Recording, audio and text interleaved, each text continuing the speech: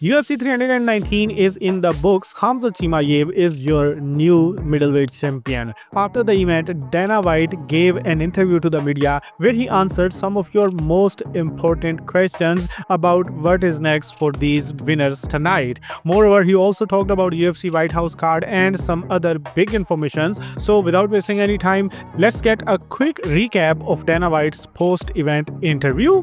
Thanks to Aaron Bronstetter who provided and shared notes.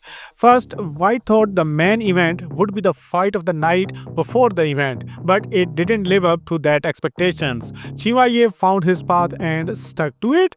Then White talked about Chimaev, who has been incredibly popular since he started in the UFC, and says he was popular with the fans in Chicago too. White thought every round aside from the final round was 10-8. He also thought Dricus handled it well given the circumstances. Then White talked about Alexander Volkanovski wanting to fight Leron Murphy in December. He says he would love this fight and he would love Murphy versus Volkanovski in UFC 223 in December. Then White talked about Carlos Prates and give credits on his unbelievable performance.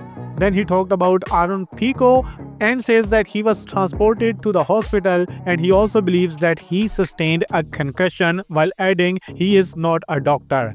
Then White talk about Susurkaev and says that the pressure that Susurkaev had to deal with this week must have been a lot as he accepted this fight on short notice. He was also pleased with how Nolan performed against him. White then talked about Brian Battle missing weight for 2 straight fights and says that he hasn't thought about it but they will sort it out when they get back to Vegas. White says that Chimaev could be the biggest star in the sport and says that he is already a big star. He says that everything felt big this week.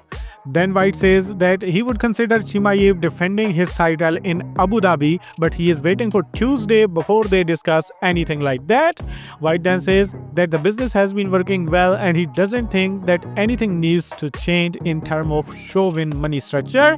White says that he has no idea where the story of UFC Apex expanding to 10,000 people came from and that nobody who was quoted or cited in the story actually spoke to the person who wrote the article.